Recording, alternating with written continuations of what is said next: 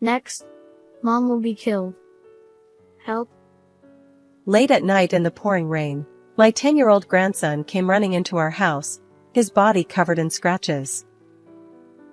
I tried to ask him what had happened, but he seemed distraught and had no idea what was going on. He just shouted, Stop, Dad. Save Mom. I knew that something terrible must have happened, but I didn't know what to do, and I was at a loss. That's when it happened. Absolutely no. My husband interrupted my grandson's words, who was trying his best to appeal to us, and yelled at him. Hearing his cold words, my grandson suddenly started laughing out loud the next moment.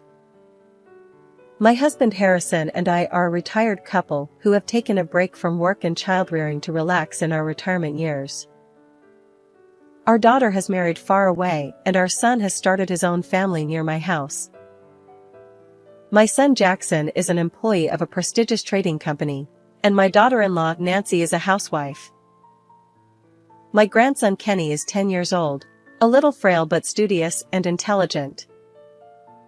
Both our son and his wife and our daughter and her husband have no relational problems, and I spend my days with my quiet husband, taking occasional trips and taking care of our grandson, which is the ideal retirement for me. So I have nothing to complain about such a life. That's what I thought. Oh, Kenny, how did you get that bruise? Well, I fell down. One day when Jackson and his wife came to visit us as usual, I noticed a large bruise on my grandson's arm. Where did you say you fell? I forgot. When Kenny answered bluntly, he turned away from me and began to concentrate on his reading. I wondered if he had fallen down while playing, and I suddenly wondered. Come to think of it, when was the last time I played outside with him? My grandson, who was an indoor person by nature, spent his time reading books and solving problem books when he came to our house. That in itself was not a problem, but it seemed to me that his enthusiasm for studying was a little too strong. From this time on, the bruises on his body increased every time I saw him. I became concerned and asked Kenny many times, but the answer was always the same: he fell, bumped it, or forgot it, and usually one of those answers would come back. I wondered if my grandson, who rarely plays outside, could have such frequent physical injuries. But after a few repetitions, I found out something. Whenever I asked him about his injuries, he would always ask how Nancy was doing at his side. I didn't notice it at first because it was really only for a moment, but sure enough, my grandson was making some kind of eye contact with my daughter-in-law. Could he really be hiding something from me? I decided to ask Nancy to go out and talk with him alone. Nancy, I have a favor to ask you. I want to give Kenny something as a reward for studying hard, but I don't know what kind of things he likes. Can you buy him something with this? Saying this, I gave her 2 $100 bills. Oh, but is it okay? Such a large amount? That's okay. Keep the change. It's for letting me see my grandson all the time. Keep it. But don't tell my son. Thank you very much. I'm off then. I checked on Nancy, who smiled demurely and went off to do some shopping, and I walked up to my grandson. Kenny, why do you study so much? Because I want to get 100 points. I asked him as soon as I was alone with Kenny, and he answered without taking his eyes off the book. If you get a perfect score, what will happen to you? If I do that, I'll be fine. Here I felt a little uncomfortable. He was blunt, but he was able to give an accurate response to what he was asked. However, I felt that this was not an answer to my question. What do you mean by you'll be fine? That's what Mom said. She said I'm no good for anything but 100 points. Is that enough? I need to concentrate. I guess he was getting tired of being asked so many times, because he looked at me with a grumpy look in his eyes. I thought he would not answer my question any further, so I quietly left the room. Hey Jackson, about Kenny, has he ever been like that before? What do you mean? I asked my son, who was relaxing in his room playing a game, about my grandson. Jackson often comes to our house with his wife and Kenny, but he usually stays in what used to be his room. Perhaps he wanted to temporarily abandon his role as Nancy's husband and father of his son and return to being a child. The reason he went out of his way to bring his family along may have been to show Kenny's face and show some filial piety. I thought he was a quiet boy to begin with, but isn't he a little too absorbed in his studies? Besides, he doesn't seem to be smiling much these days. Is that so? I don't think so. My son responded appropriately without stopping to play the game. You know what? Besides, isn't Kenny's body injured a lot these days? Really? I've been so busy with work that I haven't been paying attention to that kind of thing. I think Nancy knows better. I was so annoyed by his attitude as if it was someone else's problem, even though it was my own child, that I pulled the TV power cord out of the outlet. Ugh! What are you doing? I was just winning. We're having a serious discussion about Kenny's unnatural bruises, and you're more concerned about the game? How dare you, a father, shamelessly tell me that you don't know what's going on with your child and that I should ask your wife? Raising a child is not only a mother's job. Do you even realize that you have become a parent? I felt ashamed of him, even though he was my own son, and scolded him seriously. I'm a father. I work late every day to support my family, don't I? Nancy is a mother and a housewife, so it's natural for her to do everything for Kenny. It's a division of labor. I guess that's one way of putting it. I was a stay-at-home mom too, but your father cared about you and your sister. Don't you care about your own children? Wow, there it is. There are parents who push their own way of doing things. We're doing fine the way we're doing it. Don't tell me what to do. My son, who seemed to be very angry that I had lectured him, left the house quickly, leaving my grandson and his wife behind, saying only that he was going home. What was that? That's impossible. As I stood there stunned, the front door opened and Nancy returned with a box of donuts. Oh, Mom, what happened to Jackson? He drove off in the car. He looked kind of angry. Oh no, he drove off. What about the two of you? I'm sorry. It's because I had a fight with him. As Nancy helped me prepare donuts and drinks, I told her about my earlier conversation with my son and grandson. Then she looked depressed for some reason and apologized. It's my fault. I'm a mother and I didn't look after Kenny properly. Oh no. I'm not blaming you. Children can get hurt when they don't know they're being hurt. I didn't expect her to look at me so sadly, so I tried to calm her down, but Nancy's expression didn't change. Besides, why should a mother be the only one who has to know everything about her child nowadays? He doesn't care about Kenny at all. I really can't help it, oh. Suddenly, her wrist caught my eye, and my eyes were glued to it. It was summer and Nancy was wearing a long-sleeved cardigan, and she had a bruise on her arm just like my grandson. Perhaps noticing my gaze, she hurriedly withdrew her hand. I'll take this with me. There was something unnatural about Nancy as she gingerly walked out of the kitchen with the donuts and drinks, the unnatural scars on both of their bodies. And when I saw my grandson seeming overly concerned about his grades and my daughter-in-law panicking, I knew there was definitely something wrong. After that day, I began to actively visit my son and his wife at their home. Because of Jackson's bad mood, I decided that my visits would basically be during the weekdays when he was not around. Oh, Mom. Welcome. Hi Nancy, I'm back from shopping.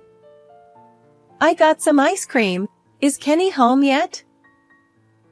Yes, but he is studying right now. He has an achievement test coming up. Most of the time, it was only my daughter-in-law who greeted me, and my grandson stayed in his room for a long time. He said he was going to take an entrance exam for a private junior high school, and he is working hard for it now. Even after that, I could not see Kenny because the timing was not right for some reason, even though I visited him many times. Nancy also responds to me in a manner of speaking, but she always seems to be fidgety and restless. Maybe I was overthinking it, but I feel like I get the vibe that she wanted me to leave as soon as possible. I can't see my grandson's face, and my daughter-in-law doesn't really welcome me.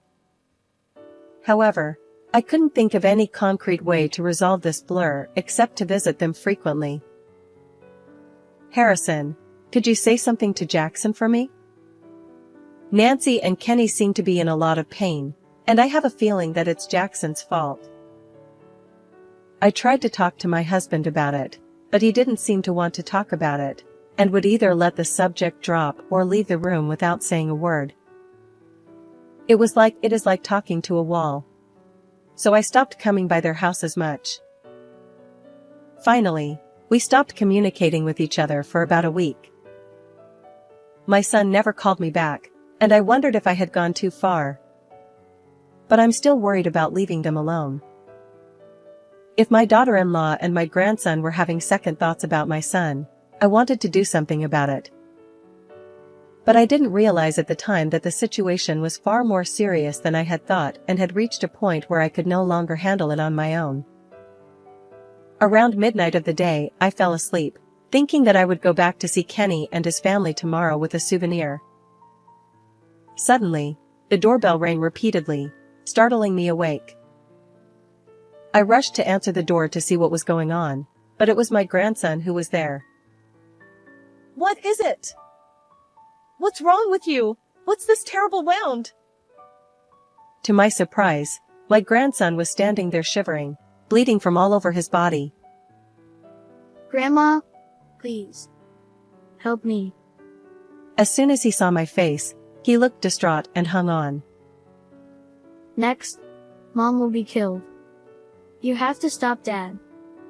Kenny was in a complete panic, and when I tried to ask him what was going on, he just wouldn't get the point. Wait! I need to do something about your wound. Dad got out of control and Mom tried to get me out, and she dropped me from the 3rd floor. But I'm okay. I fell, but the railing caught me. But Mom. After that, my grandson only asked me to stop Jackson and help Nancy. I had to patch him up. But I was also concerned about what Kenny said. I didn't know where to start, so I just stood there holding my grandson's shoulder. Hey, shut up. You know what time it is. Suddenly, my husband's voice rang out from behind me, and I came to my senses. Stop, Dad. Help, Mom. What are you talking about? Absolutely not. He said these unexpected words to a sobbing Kenny. I was so surprised that I froze with my eyes wide open, and my grandson stopped crying instantly. The next moment, however, Kenny suddenly started laughing aloud. I knew it. Grandpa was the same with Dad. As soon as he said that, he began to blurt out another large tear. Grandpa is my dad's dad, so you don't care about me. You only need a good boy. Seeing my grandson holding his head and stomping his feet on the ground, I was so mortified that I glared at my husband and was about to open my mouth when he continued. Yes, that's right. I hate fools. He spat out quietly, and then, as if out of the blue, he picked up Kenny and carried him off. So you are the only one I will help. I then did as Harrison asked and prepared the tools to patch up my grandson. In fact, my husband's last job was as a surgeon, and he was the chief of surgery at a general hospital not far from here. Couldn't you have used a few more gentle words to calm him down? Whether he heard my words or not, he silently continued to administer first aid to Kenny. My husband is a man of few words, so I guess he thought it would be quicker to blackmail my grandson into quieting down first, rather than trying to convince him with a lot of words. Kenny seemed a little confused, but Harrison's momentum pushed him to accept the treatment. But he still mumbled, Mom. and was worried about Nancy, whom he had left at home. I will protect you. Don't worry. Your grandma and I are the only ones here. So it's okay to tell the truth. After the appropriate treatment seemed to relieve his pain, my grandson began to talk in whispers. It was during this conversation that I learned the terrible truth. When he had finished telling us everything, he began to doze off, as if he had been so tense until then, and then he fell asleep. Let's call the police. I won't let them get away with it. Of course. But I'll give them one last chance. We had no hesitation. I moved in with my husband to bring them to justice for what they had done to my grandson. 2 days later, my daughter-in-law came to our house with a lot of injuries. Mom, please help me. Kenny is gone. Jackson did this to me. I had to save Kenny. I had to save him. Calm down. I understand. I pushed Kenny down from the 3rd floor. But I didn't do it on purpose. I don't know what to do. If he finds me, he will hurt me even worse. Nancy was talking with tears in her eyes and a croaky voice. The scars on her face and body and her torn clothes looked really painful, but I was not distraught to see her like that. Jackson has been in my house since yesterday, but who did that to you? As soon as I said that, Harrison appeared on our doorstep, holding my son by the scruff of his neck. In fact, Jackson had been caught by my husband since last night, brought to our house, and was being watched until morning. My daughter-in-law looked at us in turn and expressed her surprise. That wound looks as if it was made just a few minutes ago. I'll take care of it. Of course, you'll have to give me a full explanation. The son and daughter-in-law, pushed by the husband's spirit, quietly entered the living room and began to discuss the matter after finishing treating her first. First of all, you say your child has disappeared, but isn't it too late for you to come? What have you both been doing for 2 days? My daughter-in-law turned her head down and didn't answer any of my questions. She had told a blatant lie that it was Jackson's fault, who was not supposed to be home, so naturally that would be her response. I'm, on a business trip. What? My husband glared at him as he also told a lie, which was also easily caught. Can't you tell me yourself? Then I'll tell you. With that, Harrison dumped the photographic evidence of what they had been doing on the table. There, Jackson was on the scene dating a woman we didn't know. And there was a clear picture of Nancy frequenting a nightclub. The one who told me about you guys was a patient I was working on right before I retired, and he's a friend of yours. My husband was asked by that patient, "Did your son leave his wife?" He began to distrust his son and his wife when he was told the story. This led him to realize that Jackson was having an affair, and he asked a friend to look further into the matter and discovered that his daughter-in-law was also into one of the dancers. You! What do you mean? You're a mother, and you're such a lousy one for paying off a man at a place like that. Hey, why am I the only one who's a bad person? Who is this woman to you? I only paid for the drinks. This is not cheating. They started arguing, and Harrison yelled at them. Shut up! She covered her face with her hands and started to cry. You never come home at all. You say you're at work, but you're so bossy and bad at parenting, and I've been putting up with it for a long time, but I'm really sick of it, so I wanted to release the stress. To vent your anger, you made up a bunch of lies to your kid to get him on your side, and even lied about your own injuries? When I said this with a cold look in my eyes, Nancy stopped crying instantly. Kenny was scared that Mom was going to get beat up by Dad because he wasn't getting good grades. Nah. I didn't do that. My son was telling the truth, and as proof, my grandson told me that he had never actually seen Jackson harm her. So who was telling him that? When I asked him, he said his mom told him so. First of all, Kenny said he was worried about his parents, but now his dad is having an affair. His mom is playing with a guy, and I feel sorry for him.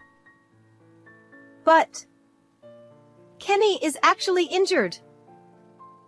About that, this is your account, right? I showed my daughter-in-law a certain social networking account. It's interesting.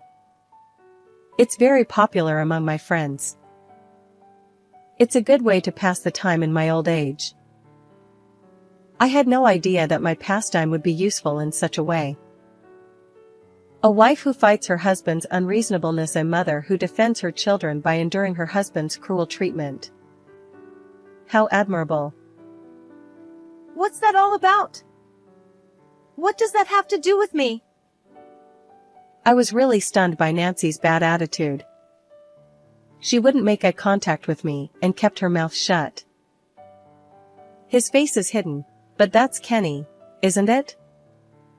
The towel you see here is a custom-made towel, printed with a picture he drew. It was a gift from my husband and I.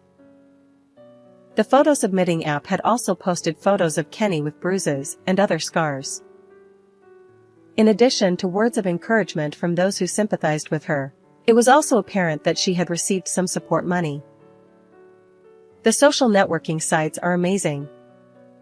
It's great that people can easily give and receive money to those they want to support with the touch of a button. No wonder so many young people are trying to do this. Sadly, it seems that there is no end to the number of people who post extreme content in an attempt to get attention, as long as they can make a story out of it. I never imagined that it would happen to my own people. You updated just a few minutes ago. Your clothes and hairstyle are the same as yours now. My husband beat me up again today. Jackson was so far away from home. I wonder if Jackson can hit someone from afar. I looked at my daughter-in-law, who looked down and gritted her teeth, and I was convinced that I had hit the nail on the head. Didn't you really know that my son was having an affair? Ah, I've been found out. Nancy suddenly burst out laughing so loudly that everyone present was startled. Her usual quiet self was gone, and it was as if she had changed. It's all your fault for the way you brought him up. She seemed to be getting desperate and began to blurt out a confession. She told the whole story, that my son had been cheating on her for a year, that she was fed up with his constant nagging about discipline and academic achievement even before her child started school, and that she had thoroughly played the role of a lovable mother who endured her husband's unreasonableness in front of her child. Daughter-in-law said, Kenny, as long as you study hard, you'll be fine. I don't care how much it hurts as long as it's for you. Nah, you know what? Jackson, thanks to me, Kenny has become a good, studious boy, just the way you like him. My son was shaking when Nancy spoke to him. She had injured her son to gain more supporters, and even disguised her own physical injuries as if they had been inflicted by her husband. I'm not going to do it just to end up getting beat up. I was going to use whatever I could get my hands on and play around with you and then leave you. Oh, what a shame. My daughter-in-law, with a mean smile on her face, turned away and said so. Wait a minute. Did you just say something usable? Don't tell me you're talking about Kenny. Are you saying that you used him as a tool to draw sympathy from others? So what? He's my child, so it's okay. Are you serious? Don't you know how much Kenny has been hurt by your selfishness? I tried my best to suppress my anger and slap them, but nothing seemed to be getting through. Jackson just shrugged and looked like he was about to cry. I'm sorry I can't sue him for injury, but your son is completely at fault for the affair. I'll ask him to pay alimony and divorce him. Nancy said with a sly smile on her face. My daughter-in-law said, I'm going to take Kenny with me. I gave birth to him, I raised him, and he is completely on my side. That's how I educated him. She seemed to think we were completely stupid. Then I wonder if Kenny will believe you when he hears this. When I pulled out a voice recorder from my pocket, which was in the process of recording, her face went from pale to white. You old hag. You're so sneaky. Her face immediately turned devilish and she jumped at me, but my husband restrained her with one hand. Next time you try to touch my wife, I'll break your arm. Nancy seemed to be terrified as he yelled at her while grabbing her hand, and she obeyed Harrison's order to sit down.